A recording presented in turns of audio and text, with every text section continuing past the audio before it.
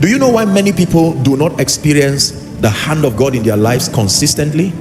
Among the many reasons, please lend me your attention, among the many reasons, it is that most believers take the faithfulness of God for granted. You know, when God brings you out of a place of pain, suffering, need, sometimes within a moment you forget the pain of yesterday, and we do not lay it to heart to say thank you. When God lifts you as a man of God, it's important that you learn to be grateful.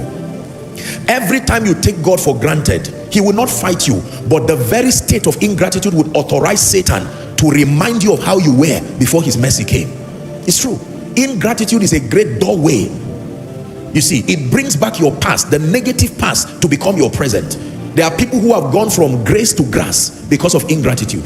There are people who have gone from grace to grass because they've taken God for granted. Never get to a point where you feel, with or without God, I can still make it. There are preachers making that mistake. There are leaders making that mistake. There are parents making that mistake. There are millionaires and billionaires making that mistake. Money can deceive. Certificates can deceive. Anointing even can deceive. Influence can deceive. You must always remind yourself, like the apostle will say, I am what I am by the grace of God. I am what I am.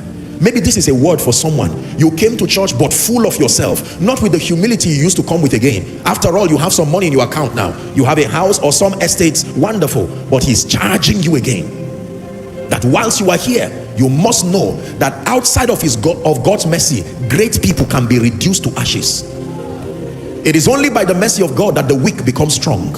It is only by the mercy of God that the poor become blessed. It is only by the mercy of God that the ignorant become full of knowledge. Learn this as a principle. Teach those in your organization, teach those within your influence, that every time you stand with abundance of any sort before you, learn humility. Let them ask you why you are still rolling while you are blessed. Then you remind them, like David said, I'm rolling and dancing before the Lord who took me from the wilderness and carried your father's kingdom and gave to me.